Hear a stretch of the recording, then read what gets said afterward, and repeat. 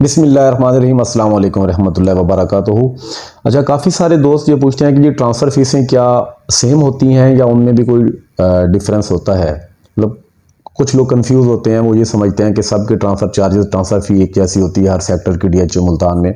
थोड़ा सा इस हवाले से आज देखेंगे। साथ में जो आपको प्राइस मिलती है जब आप प्लॉट ख़रीदने के लिए आते हैं या प्लॉट बेचने के लिए आते हैं, तो उस वक्त आपको किस तरह बाइंग करनी पड़ती है, या बाइंग करते हैं या सेलिंग करते हैं तो उसमें आपको किस तरह कीमत दी जाती है, थोड़ा सा उस हवाले से भी मैं आपको बताऊंगा।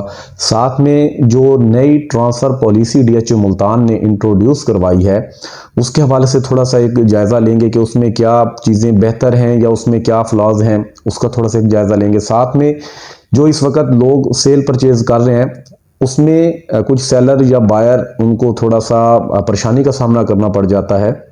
नो डाउट रियल्टर्स को भी करना पड़ता है, लेकिन मैं यहाँ पे क्योंकि एंड क्लाइंट्स के साथ ज़्यादातर मुखातिब होता हूँ, डीलर भाई भी मेरे कुछ ना कुछ सुन रहे होते हैं, तो उनसे भी मुखातिब होता हूँ। थोड़ा सा उसका भी हम देखेंगे कि किस तरीके से जो वो परेशानी है रियल्टर की या सेलर की या बायर की, वो कैसे दूर की जा सकती है या उनको कैसे ओवरकम किया जा सकता है।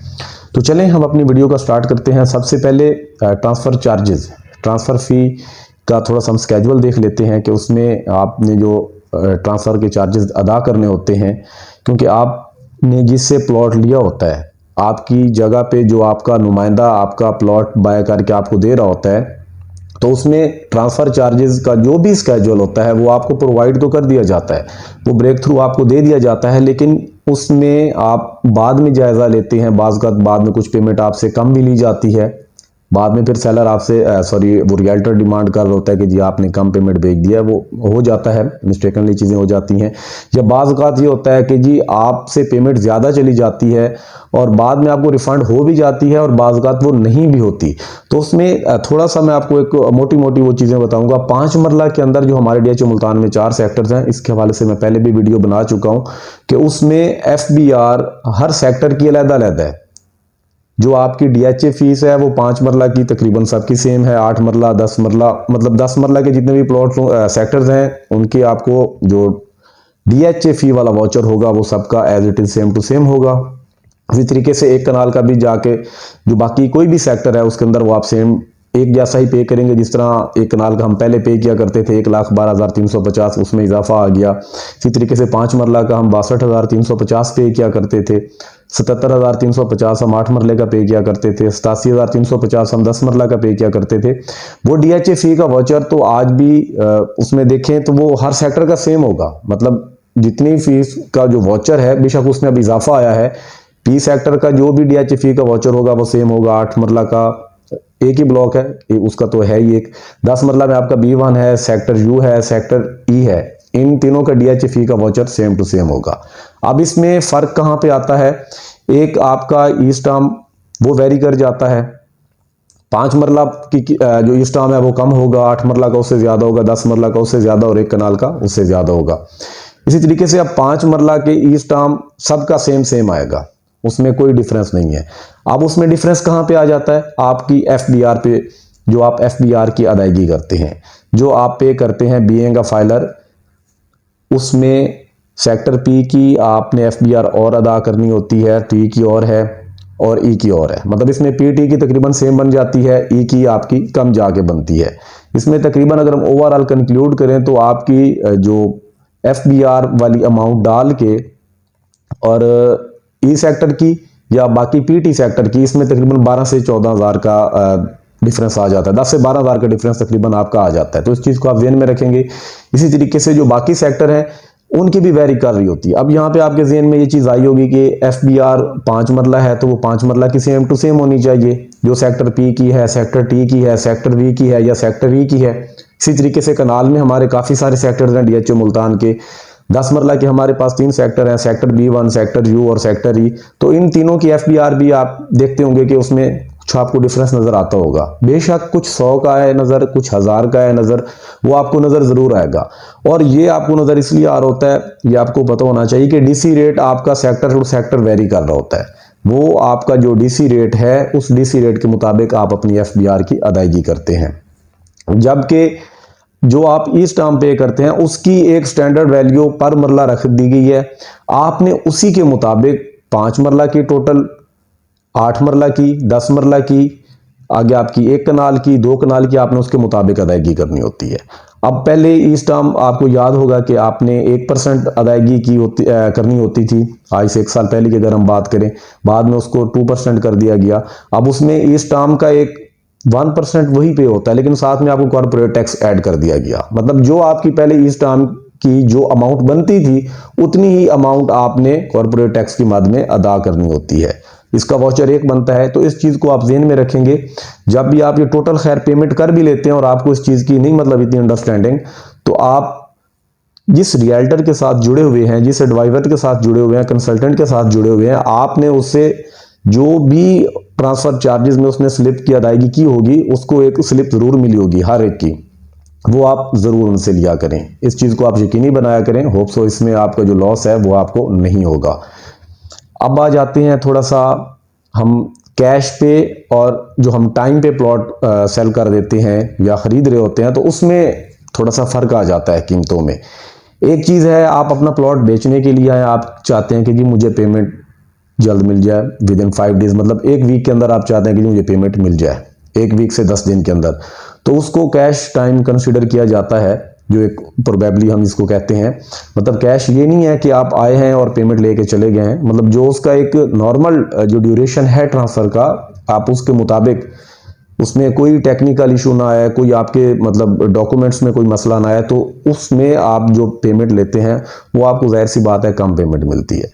जाहिर सी बात है, जब आपको ज़रूरत है तो आपने पेमेंट लेनी है, और जो बायर है उसकी ये कोशिश होती है कि चलें जी जो 4 पैसे मेरे पास बचते हैं वो मैं बचा लूँ। इसी तरीके से फिर बाज़ औक़ात जब टाइम ले रहा होता है बायर, एक तरफ तो बायर फ़ायदा भी उठा रहा होता है, बाज़ औक़ात 1 लाख का उठाए, 50,000 का उठाए, वो उठा रहा होता है। इसी तरीके से जब आप आते हैं जी टाइम पे प्लॉट ख़रीदने के लिए कि जी हमें 15 दिन से ज़्यादा टाइम चाहिए, तो उसमें फिर सेलर की मर्ज़ी होती है। फिर उसमें सेलर आपको टाइम तो देता है, लेकिन उसमें आपसे जो टोकन मनी है वो आपसे ज़्यादा एक तो डिमांड कर रहा होता है, साथ में क्या करता है वो जो प्राइस है उसको थोड़ा सा वो इंक्रीज़ कर लेता है। तो ये एक चीज़ है, सेलर और बायर दोनों सुन रहे होंगे यकीनन, आप इसके मुताबिक आइंदा भी चलेंगे। इस चीज़ का आपको अंदाज़ा होना चाहिए कि आपने जो पेमेंट करनी है 15-20 दिन बाद, वो आप बेहतर है कि जितना जल्दी हो सके कर लें। उसमें ये है कि एक तो आपकी डील ज़्यादा लंबी नहीं चलेगी और उसमें ज़्यादा कोई पेचीदगियाँ नहीं आएंगी। आप अपना जो भी आपका मैटर चल रहा होता है आप उसको जल्दी मतलब वाइंड अप करें। आपने बेचना है तो आप अपने हिसाब से बेचें, और आपने अगर ख़रीदना है तो आप कैश पे करें। तो मतलब इसमें जो आपको ज़्यादा सूट करता है आप उस चीज़ पे जाएं। अब इसमें यहाँ पे कुछ इश्यूज, क्योंकि एनडीसी वाला जो मैटर है, ट्रांसफ़र वाला मैटर, वो एंड पे मैं डिस्कस करता हूँ। अब इसमें यहीं पे यही कैश पे और टाइम पे जो चीज़ चल रही होती है, यहाँ पे कुछ मसाइल आ जाते हैं। उसमें रियल्टर को बाज़ फेस करना पड़ जाता है, बाज़ वो सेलर को फेस करना पड़ जाता है, बाज़ बायर को फेस करना पड़ जाता है। मतलब इन 3 में से कोई एक डिस्टर्ब होता है तो वो ऑटोमेटिकली वो चेन होती है, वो तीनों डिस्टर्ब हो जाते हैं। अब उसमें बाज़ रियल्टर किसी न किसी वजह से डिले कर रहा होता है, अगर वो अवेलेबल नहीं है या जो भी आप कह लें, तो उसमें सेलर और बायर इन दोनों में से किसी एक के साथ जो उसने पहले कमिटमेंट की होती है कि जी आपको पेमेंट इतने टाइम में मिल जाएगी, तो डेफिनेटली जब वो डिले करेगा, बायर को तो चलो फ़ायदा हो गया कि चलो जी ठीक है, मैं मतलब 2-4 दिन में पेमेंट अरेंज कर लूँगा, लेकिन वो सेलर के लिए वो पैनिक सिचुएशन बन जाती है कि जी मुझे तो पेमेंट चाहिए थी। बाज़ औक़ात सेलर इधर उधर होता है, वो कहता है जी कि मैं 2-4 दिन बाद ट्रांसफ़र दूंगा, तो उसमें जो परचेज़र है वो परेशान हो रहा होता है कि जनाब मैंने तो पेमेंट दे रखी है 5 लाख, 8 लाख, 10 लाख, 15 लाख, जो भी उसने इनिशियल अमाउंट दे रखी होती है, वो कहता है जी मेरे लिए तो मतलब परेशानी बन गई। तो इस तरीके से बाज़ औक़ात फिर अंदर रियल्टर परेशान हो रहा होता है कि जी बाज़ औक़ात कमिटमेंट हुई पड़ी है कि सेलर को बुलाना है, उसने किसी और स्टेशन से आना है उस सिटी में जहाँ पे बायर मौजूद है, फ़र्ज़ कर लेते हैं। तो अब एक कमिटमेंट हुई हुई है और सेलर को बुलाए जाने के लिए वो अपना एक मतलब पूरे मामलात अपने कर रहा होता है, तो उसमें बायर फिर एंड टाइम पे कह देता है कि जी नहीं मैं अवेलेबल नहीं हूँ, तो उसमें सेलर की तरफ से प्रेशर उस रियल्टर पे होता है, तो वो एक मतलब दोबारा वो बदमज़गी की सूरत हाल बन जाती है। उसमें कोशिश किया करें कि जब भी आप अपनी डील करते हैं, आप चाहे डीलर हैं, चाहे आप सेलर हैं, चाहे आप बायर हैं, तो आप चीज़ों को क्लियर रखें, क्योंकि आप तीनों मतलब हम जो तीन लोग हैं, हम तीनों ने मिल के चलना होता है। तो बेहतर यही है कि आप अपनी इस चेन को क्लियर रखें। जो चीज़ है, जो एक्चुअल सूरत हाल चल रही होती है, उससे आप अपने क्लाइंट को आगाह रखें। और अगर आप एंड क्लाइंट हैं तो आप अपने रियल्टर को ज़रूर आगाह रखें कि जी मेरी पेमेंट इतने दिन में अरेंज होगी, ताकि वो शुरू से उसके मुताबिक लेके चले। और अगर सेलर उन दिनों में अवेलेबल नहीं है तो वो शुरू से बता के रखे कि जी मैं इतने दिन तक अवेलेबल नहीं हूँ। तो इसमें क्या है, सेलर बायर भी वो रिलैक्स रहेंगे, रियल्टर भी रिलैक्स रहेगा, और ओवरऑल जो ट्रांजैक्शंस हैं वो सही तरीके से हो सकती हैं। अब इसमें बाज़ का कुछ जो हमारे भाई हैं रियल्टर, वो भी अंदर वो मतलब कर जाते हैं, पेचीदगी पैदा कर जाते हैं।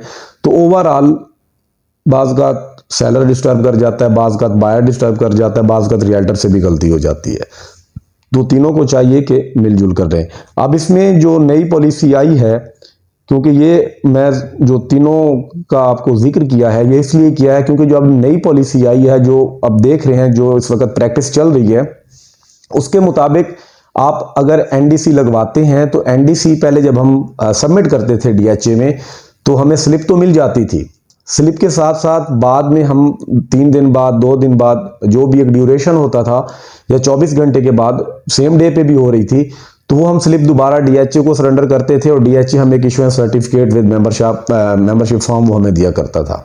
अब क्या है कि वो आपको डायरेक्ट क्या करेगा कि आपको उन्होंने दे देनी है, क्या मैसेज आपके पास आ जाएगा कि सेलर के पास भी मैसेज पहुंच गया, जो प्लॉट का ओनर है, कि जो आपके प्लॉट की एनडीसी क्लियर हो गई है। इसी तरीके से जिस ऑथराइज स्टेट से उसने अपनी एनडीसी सबमिट करवा रखी है, उनको भी एक मैसेज चला जाता है कि जी आपका ये जो प्लॉट जो आपने एनडीसी सबमिट करवाई थी, इसकी एनडीसी क्लियर कर दी गई है। तो इसमें एक ये चीज़ है। दूसरी तरफ जो ट्रांसफ़र का, अब इसमें ये है कि डॉक्यूमेंट्स जब वो पूरे तैयार हो जाते हैं, कि आपने एफिडेविट जितने भी हैं आपने वो रेडी कर लिए हैं, क्योंकि आप ट्रांसफ़र चार्जेस के साथ साथ उसमें आप सर्विस चार्जेस भी दे रहे होते हैं। सर्विस चार्जेस जो आपको वहाँ पे ट्रांसफ़र कंडक्ट करवा के दे रहा होता है, जो आपको डॉक्यूमेंट्स सारे बनवा के दे रहा होता है, वो डॉक्यूमेंटेशन के सिलसिले में वो आपसे जो पेमेंट ले रहा होता है, उसमें वो आपकी एफिडेविट वगैरह रेडी करता है, और जितने भी आपके डॉक्यूमेंटेशन का जो प्रोसीजर है वो उसको देख रहा होता है। अब इसमें जब आपके ये सारे डॉक्यूमेंट्स रेडी हो जाते हैं, आपने एफबीआर की अदायगी भी कर लिया, आपने इंस्टाम भी पे कर लिया, डीएचए फी भी आपने पे कर ली, आपने तमाम एफिडेविट भी रेडी कर लिए, तो ये सारी चीज़ें सेलर बायर का डाटा मिला के आप एक सेट रेडी करके जब आप डीएचए के पास जाते हैं, जो पहले प्रैक्टिस थी, प्रीवियस प्रैक्टिस फिलहाल मैं बता रहा हूं, आप लेके जाते थे डीएचए के फाइनेंस काउंटर पे, वहां पे वो सारी चीज़ों को वेरीफाई करता था। फाइनेंस वाले वेरीफाई करते थे, जो आपने पेमेंट की होती हैं वो उन सबको ऑनलाइन चेक कर रहे होते थे। उसके बाद आप वहां पे सबमिट करवा देते थे डीएचए में, आपको फिर से एक स्लिप मिल जाती थी। उस स्लिप पे आपको नीचे ट्रांसफ़र का टाइम मेंशन करके दिया जाता था कि जी आप 24 घंटे के बाद, 48 घंटे के बाद या 72 घंटे के बाद, बाकायदा वो टाइम और डेट मेंशन होती थी कि उसके बाद आप जब चाहें ट्रांसफ़र ले सकते हैं, उससे पहले आप ट्रांसफ़र नहीं करवा सकते थे। लेकिन मतलब उसमें एक फ़ायदा भी था उस वक्त कि सेलर को भी पता होता था कि जी इस डेट तक, और बायर को भी पता होता था कि इस डेट तक, मतलब ये 2 दिन हम ट्रांसफ़र नहीं ले सकते, इन 2 दिनों के बाद वो अपना म्यूचुअली एक टाइम डिसाइड कर लेते थे कि फ़लाँ डेट को फ़लाँ वेन्यू पे हमारा ट्रांसफ़र होना था, क्योंकि वो ट्रांसफ़र स्टेशन पहले डिसाइड हो चुका होता था, और वो डेट और टाइम उसके मुताबिक सेलर बायर और जो रियल्टर था वो वहाँ पे पहुँच चुका होता था, और मामला बआसानी हो जाते थे। लेकिन अभी जो नई पॉलिसी है, इसके मुताबिक आसानी तो की है डीएचए ने कि आप आएँ अपने डॉक्यूमेंट्स लेके, सबमिट करवाने की कोई ज़रूरत नहीं है, आप सिर्फ वहाँ पे वेरिफिकेशन करवाएं, वेरिफिकेशन करवा के आप वहीं पे अपना ट्रांसफ़र कंडक्ट करवा लें। तो इसमें बाज़ रियल्टर को भी नहीं पता होता, बाज़ सेलर को भी नहीं पता होता, और वहाँ पे बायर को भी नहीं पता होता है कि कोई पेचीदगी हो सकती है। बायर अपनी जगह मुतमईन होता है कि उसने जो भी ट्रांसफ़र चार्जेस पे करने थे, जो भी चीज़ें उसने पे करनी थी वो सारी कर रखी हैं। रियल्टर अपनी जगह मुतमईन बैठा होता था कि जी हमने सारी चीज़ें कर ली हैं, तमाम चीज़ें हमने मुकम्मल करके अपना सेट रेडी कर लिया। इसी तरीके से सेलर की तरफ से जो चीज़ें रिक्वायर्ड होती थी, उसने सिर्फ एफबीआर पे करनी होती थी, तो वो करके अपनी तरफ से हर बंदा रिलैक्स बैठा होता है, आजकल की जो प्रैक्टिस है। और आप जब वो डॉक्यूमेंट सेलर बायर को बुला के डीएचए में लेके जाते हैं, और उसी दिन आपने वेरिफिकेशन भी करवानी है, और उसी दिन आपने ट्रांसफ़र भी करवाना है सेम टाइम पे, मतलब आप जाके करवा सकते हैं, जो अब नई प्रैक्टिस है। तो उसमें वहाँ पे अगर कोई सिस्टम का इशू आ जाता है, बाज़ का टेक्निकल कोई एरर आ जाता है, वहाँ पे सिस्टमेटिक एरर आ जाता है, तो आपकी जो फाइल है, जो डॉक्यूमेंट्स हैं, अगर वहाँ पे वो वेरीफाई होने में टाइम लग जाता है तो उसमें सेलर बायर दोनों परेशान हो रहे होते हैं।